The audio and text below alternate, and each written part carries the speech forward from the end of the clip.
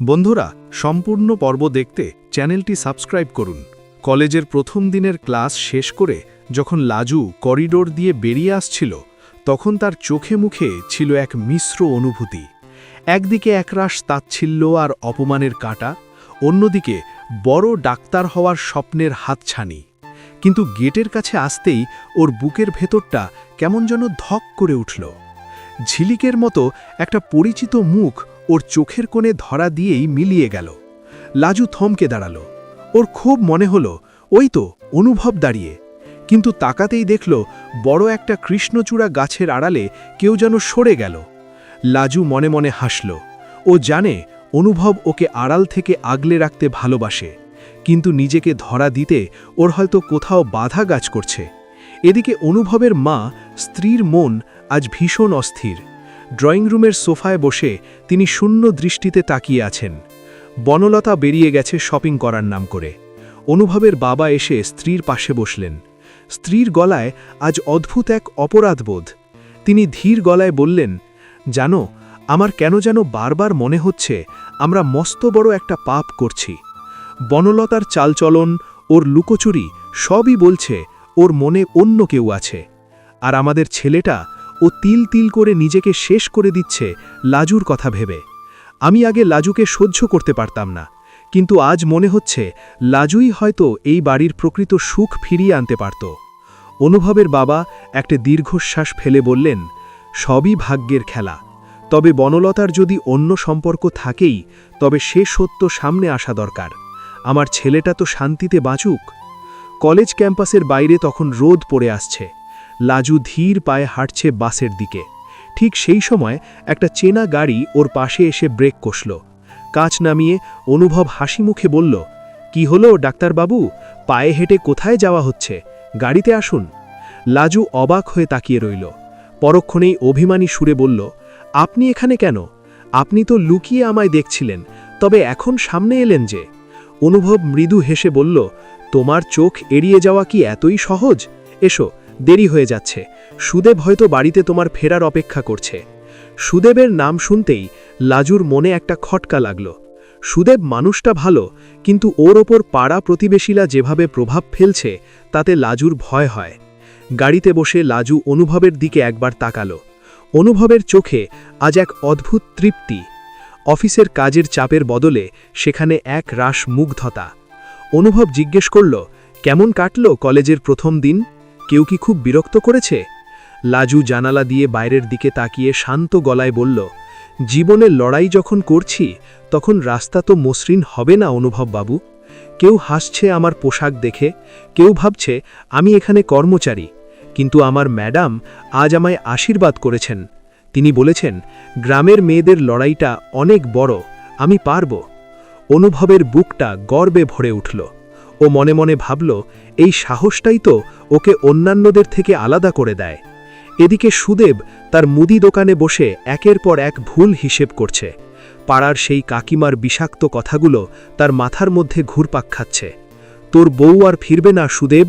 সুদেব নিজের মোবাইলটা বারবার দেখছে। একবার ফোন করতে গিয়েও থেমে গেল। ওর মনের মধ্যে দ্বন্দ্ব।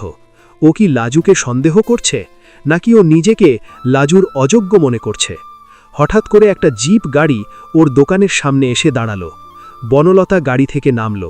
সুদেব ওকে চিনতে পারে না, কিন্তু বনলতা সুদেবের দিকে তাকিয়ে তাচ্ছিল্যের হাসি হাসল। বনলতা আজ এসেছে এই গ্রামেই একজনের সাথে দেখা করতে, কিন্তু সুদেবের দোকানে ওকে দেখে একটা নতুন চাল মাথায় এলো তার। বনলতা দোকানের সামনে গিয়ে চড়া গলায় বলল, একটু জল পাওয়া যাবে? বড্ড তেষ্টা পেয়েছে। সুদেব তাড়াতাড়ি জল এগিয়ে দিল।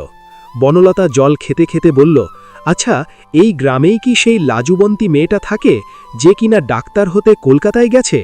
সুদেব সচকিত হয়ে বলল, হ্যাঁ, ও তো আমার স্ত্রী। আপনি ওকে চেনেন? বনলতা বাঁকা হাসল। চিনি মানে? যার জন্য আমার স্বামীর ঘরে আগুন লেগেছে, তাকে চিনব না? শোনো বাপু, তোমার বউ কিন্তু আর তোমার থাকবে না। সে এখন বড় বড় মানুষের সাথে উঠছে বসছে। কলকাতায় গিয়ে ডাক্তার হবে কিনা জানি না, তবে কারো ঘর ভাঙতে সে ওস্তাদ। সুদেবের হাত থেকে জলের গ্লাসটা পড়ে ভেঙে গেল। ওর বিশ্বাসের ভিতটা যেন কেউ নাড়িয়ে দিল এক নিমেষে। অন্যদিকে অনুভব লাজুকে বাস স্ট্যান্ডে নামিয়ে দিয়ে বলল, কাল থেকে আমি আসব না লাজু, তোমাকে নিজেই লড়াইটা শিখতে হবে।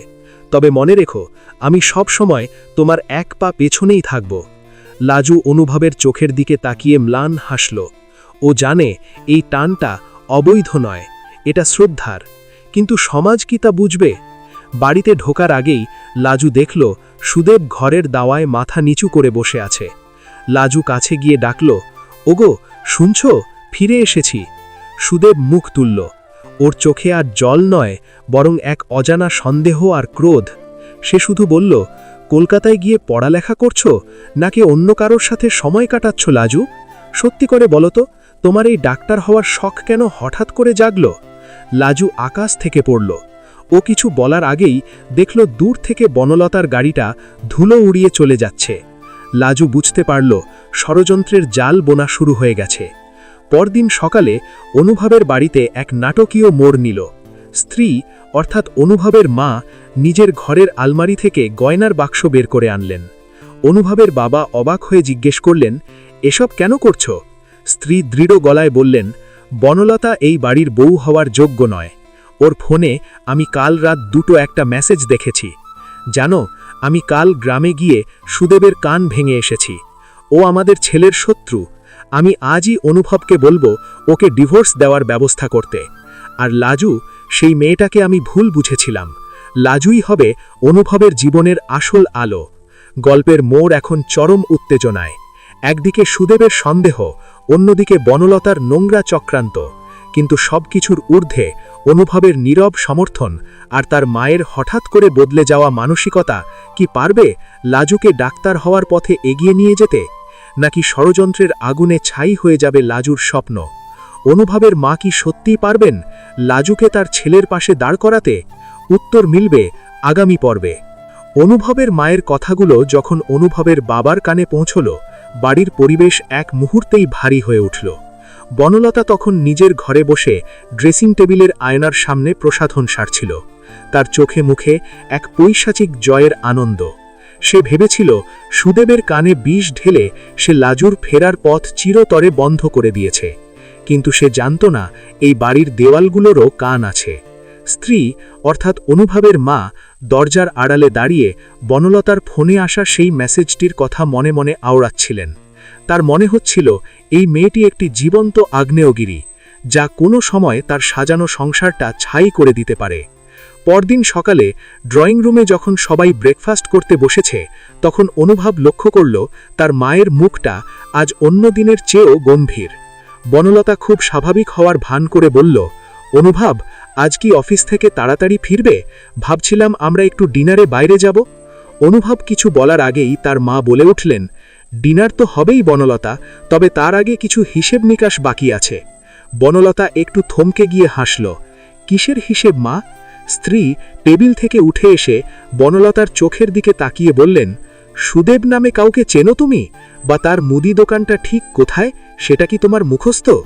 বনলতার হাতের চামচটা থালাতে শব্দ করে পড়ে গেল। তার ফর্সা মুখটা মুহূর্তের মধ্যে ফ্যাকাশে হয়ে উঠল। সে আমতা আমতা করে বলল, সুদেব? কে সুদেব? আমি তো কোনো সুদেবকে চিনি না। অনুভব অবাক হয়ে মায়ের দিকে তাকালো। স্ত্রী তখন একটা কাগজ টেবিলের ওপর রাখলেন। চিনবে না কেন? কাল তো তুমি নিজের মুখেই বলে এসেছ লাজু নাকি এই বাড়ি ভাঙতে ওস্তাদ। আর ফোনে কাকে জানু বলে মেসেজ করছো যে সুদেবের কান ভাঙিয়ে এসেছ। আমার ছেলেটা সরল হতে পারে, কিন্তু আমি এখনো এই সংসারের রাশ ধরে আছি। বনলতা। পুরো বাড়িতে যেন শস্যানের নীরবতা নেমে এলো। অনুভব চেয়ার ছেড়ে উঠে দাঁড়ালো। তার চোয়াল শক্ত হয়ে উঠল। সে ধীর পায়ে বনলতার সামনে গিয়ে দাঁড়ালো। তার কণ্ঠস্বর ছিল বরফের মতো শীতল। বনলতা, আমি জানতাম আমাদের মধ্যে ভালোবাসা নেই, কিন্তু তুমি এত নীচ হতে পারো যে একটা নিরপরাধ মেয়ের স্বপ্ন নিয়ে খেলবে? লাজু তো তোমার কোনো ক্ষতি করেনি। সে শুধু ডাক্তার হয়ে নিজের পায়ে দাঁড়াতে চেয়েছিল। বনলতা এবার নিজেকে সামলে নিয়ে চিৎকার করে উঠল, হ্যাঁ করেছি, কারণ ওই মেয়েটা আসার পর থেকে তুমি আমার দিকে ফিরেও তাকাও না। আমি তোমার স্ত্রী, অথচ তুমি সারাদিন ওই নোংরা গ্রাম্য মেয়েটার চিন্তায় বিভোর হয়ে থাকো। অনুভব আর এক মুহূর্ত দেরি করল না। সে তার বাবার দিকে তাকিয়ে বলল, বাবা, তুমি আমায় লিগ্যাল প্রসিডিওরের কথা বলছিলে না? আজই আমি ডিভোর্স ফাইল করছি। এই মিথ্যে সম্পর্কের বোঝা আমি আর বইতে পারবো না। বনলতা স্তম্ভিত হয়ে গেল। সে ভাবেনি অনুভব এত বড় পদক্ষেপ নিতে পারে। সে কাঁদতে কাঁদতে ঘর থেকে বেরিয়ে গেল, কিন্তু আজ বাড়ির কারোর মনেই তার জন্য কোনো মায়া হলো না। অন্যদিকে গ্রামে তখন এক অন্যরকম যুদ্ধ শুরু হয়েছে। সুদেব সারা রাত ঘুমোতে পারেনি। লাজু বারবার তাকে বোঝানোর চেষ্টা করেছে, কিন্তু সুদেব যেন পাথর হয়ে গেছে। সকাল হতেই লাজু যখন ব্যাগ গুছিয়ে কলেজের জন্য বেরোচ্ছিল, সুদেব দরজার সামনে গিয়ে দাঁড়ালো। তার চোখে তখন সন্দেহের লাল আভা। কোথায় যাচ্ছ? আবার সেই সাহেবের গাড়ি উঠতে নাকি কলকাতায় গিয়ে অন্য কারোর সাথে দেখা করতে? লাজুর চোখ দিয়ে জল গড়িয়ে পড়ল। সে ধীর গলায় বলল, ওগো, তুমি কি সত্যি ওই অচেনা মহিলাটার কথা বিশ্বাস করলে? আমি তোমার জন্য কত বড় লড়াই করছি সেটা তুমি দেখতে পাচ্ছ না? সুদীপ চিৎকার করে উঠল, না, পাচ্ছি না। আমি শুধু দেখছি আমার বউ